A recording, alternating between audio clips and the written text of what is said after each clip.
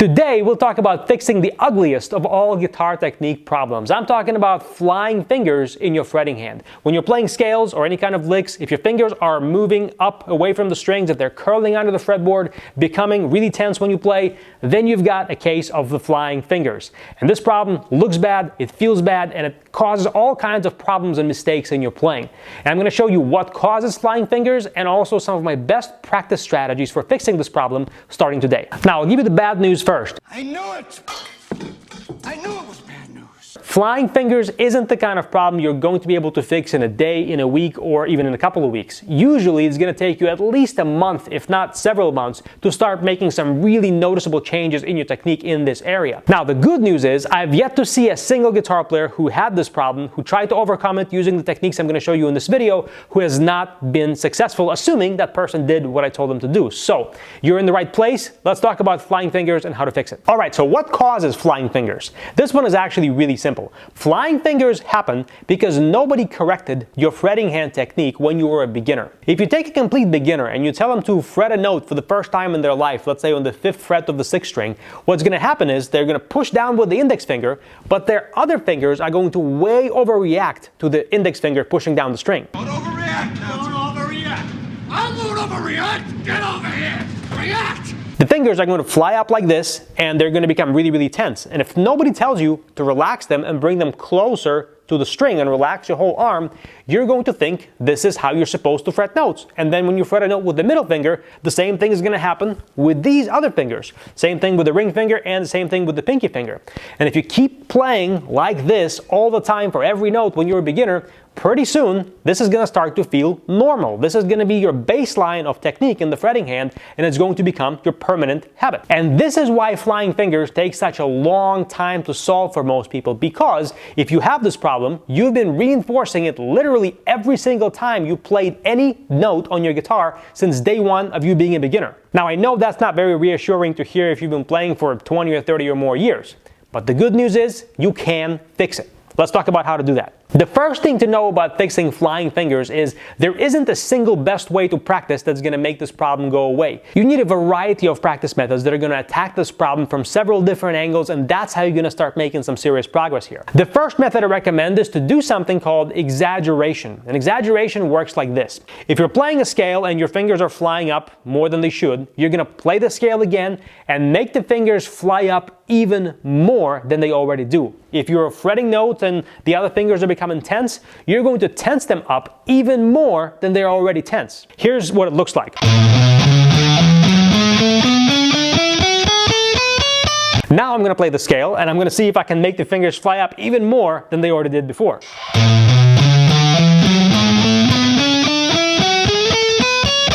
Now, why would you do a crazy thing like that? Why would you exaggerate a problem that's already pretty bad? Wouldn't that just make it even harder to fix? Bullshit. When you have a deeply ingrained bad habit in your technique, like flying fingers, that habit has started to feel normal. It's become your default setting of technique, and it's hard or almost impossible to even imagine what it's like to move your fingers any other way. You may know intellectually that you're not supposed to move your fingers any more than you have to, but understanding something intellectually isn't at all the same as actually feeling yourself doing it, and once you feel it once, it's hard to go back. And this is where exaggeration comes in. Because it's harder to simply start moving your fingers less than you're moving them now, you're going to try it the opposite way, the backwards way. You're going to exaggerate the problem, you're going to make the fingers move even more, tense them up even more than they're already being tense, and when you back off of the exaggeration, the fingers are going to start moving less all on their own. That's because your brain is pretty smart. When you're moving the fingers way more than you're even used to, you're going to realize very quickly, hey, this doesn't feel very good. So when you back off of the exaggeration, the fingers are going to naturally tend to move less than they did when you started. And that is already the first step in the right direction. Sneaky, sneaky, sir. Now, obviously, you don't want to practice in an exaggerated state all the time, because that could create a new problem that could very well create a new default setting where you're used to playing with a much more exaggerated version of the problem, and now you've made things worse instead of better. So you got to be smart about this. You want to use exaggeration in combination with other practice techniques I'm going to show you in a second, and with just generally trying to calm your fingers down more, make them more independent, make them move less and relax them and all that good stuff. When you do exaggeration type practice, it's good to do this at tempos that are pretty quick, that are pretty close to your top speed, because the goal is to simply wake up your hands and make yourself realize how bad the flying fingers issue actually feels and how much it is limiting your playing. Not just understanding it intellectually, but actually feeling it. That's really important. There's definitely time and place to do super slow practice as well. We'll talk about that in just a moment. But when you do exaggeration, the goal is to simply create this contrasting effect of making the problem even worse temporarily. The second strategy for fixing flying fingers is very simple and very obvious, but almost nobody does it, and that is to simply separate your hands. What I mean is, instead of playing a scale or whatever licks that are giving you trouble with flying fingers with both hands, where your pick is picking the notes and your fretting hand is fretting the notes, just fret the notes with the fretting hand. Don't use the pick at all. Put your picking hand on the strings and mute them, and practice the fretting hand motions in isolation, just like this. There's no sound coming out of your guitar because you're not doing hammer-ons or pull-offs unless the lick has hammer-ons or pull-offs. You're just practicing the motions. And this is where you can do exaggeration, or you can do other techniques for fixing flying fingers, or you can just focus on relaxing your hand more or refining the positioning of the hand. It almost doesn't even matter what you do. Simply by putting more focus on your fretting hand, it is going to be almost impossible for your flying fingers not to calm down and for your fretting hand not to improve. The third strategy, something I call giving yourself breathing room. And this is where we get into super slow practice. It's like this. Even with the worst case of flying fingers, you're going to have some tempo where you can play relatively comfortably. Let's say your top speed right now is 90 beats per minute in eighth notes. If you're trying to fix flying fingers and you spend most of your time playing at 90 beats per minute or 85 or 80 beats per minute, that is not giving yourself any breathing room, because all of your mental bandwidth is going to be focused simply on playing the notes and on not messing up, because you're playing so close to your limit, you're redlining your playing. That is not giving yourself any breathing room to actually fix the problem, to actually replace the bad habit you have with a new one. It's almost like trying to replace old tires on a car while the car is in motion. It's not going to work. So here's a $1 million question. How slow should you practice? Well, there's no way for me to make any kind of recommendation in a YouTube video, because I need to actually see you practice to see what's going on and make a prescription for how slowly you should be practicing. But the general rule is you want to keep slowing down until you can get your fingers to do what you want. Now that might mean to only slow down 25 or 30 beats per minute, and then you can get your fingers to do what you want them to do and reprogram your technique from there. Or it might mean to turn the metronome completely off, set it aside, and practice fretting a note for 5 seconds, for 10 seconds, for 20 seconds, and just watching the other fingers and making sure they're not flinching up, they're not tensing up, while the finger that's doing its job is pushing the string to the fret correctly. I don't know where you're going to fall on the spectrum. That is something you're going to need to find for yourself, unless you want me to help you do that, which I can help you with in my rapid fire guitar practice training program.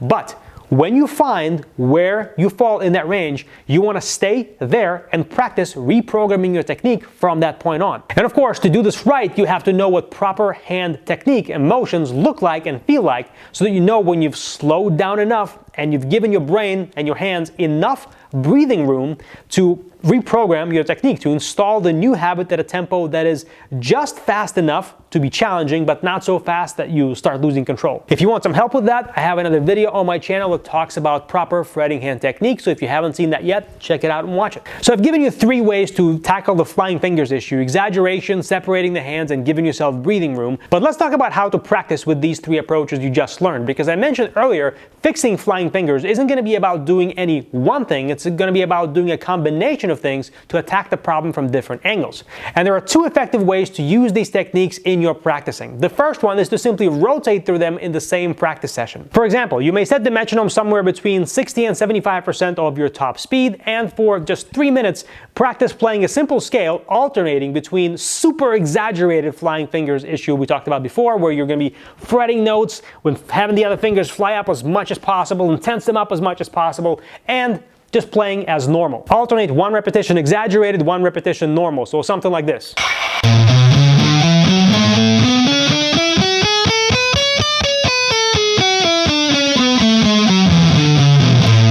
that was super exaggerated. That was one repetition. For the second one, I'm going to try to calm that down a little bit. That would look like this.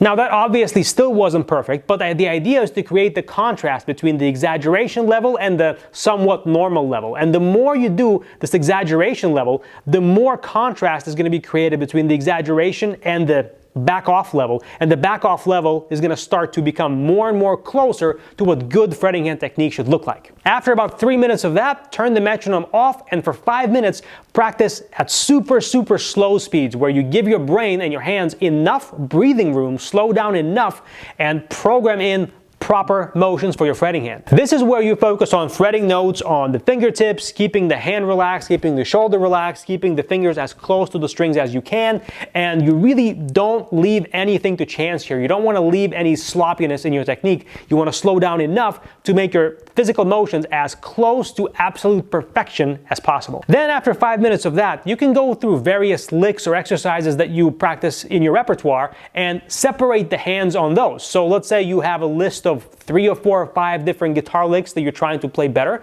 What you do is you separate the hands, don't pick any notes, just rest your picking hand on the strings, and practice whatever the notes are of these licks with just the fretting hand. No sound coming out, no hammer-ons, no pull-offs, and try to keep the fingers as close to the strings as you can. And depending on how much time you have to practice, you alternate between exaggeration, separating the hands, and super slow breathing room practice. Many times if you want. You can do this for a whole hour if you have that kind of time, or you can do this for just 15 minutes, a couple of minutes on each area, go through several circuits of that. That can be a very effective practice session. Another way you can do this is if your practice time is very limited, you can do just one of the 3 techniques on its own day. So let's say on Monday, you just do exaggeration for 5 minutes. The next day, let's say on Tuesday, you do separating the hands. On Wednesday, you do breathing room, microscopic, super slow practice. Do that on Wednesday. On Thursday, go back to exaggeration, so on and so forth.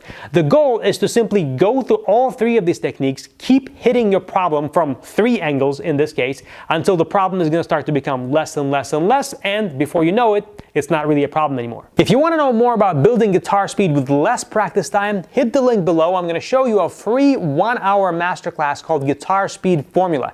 There I'll walk you through a step-by-step process of how to build guitar speed without doing any slow practice. It's a pretty innovative guitar practice approach you've probably never seen before, but if you do what I tell you for 10, 15, 20 minutes, you can often surprise yourself by how quickly your speed begins to increase. If you want to check it out, hit the link below, enter your email address, I'll send it right over to you. If you like this video, hit the like button, subscribe to this channel, and also hit the bell so you're notified every time I upload a new video just like this for you. This is Mike Filipov, guitar practice expert from PracticeGuitarNow.com. I'll see you next time.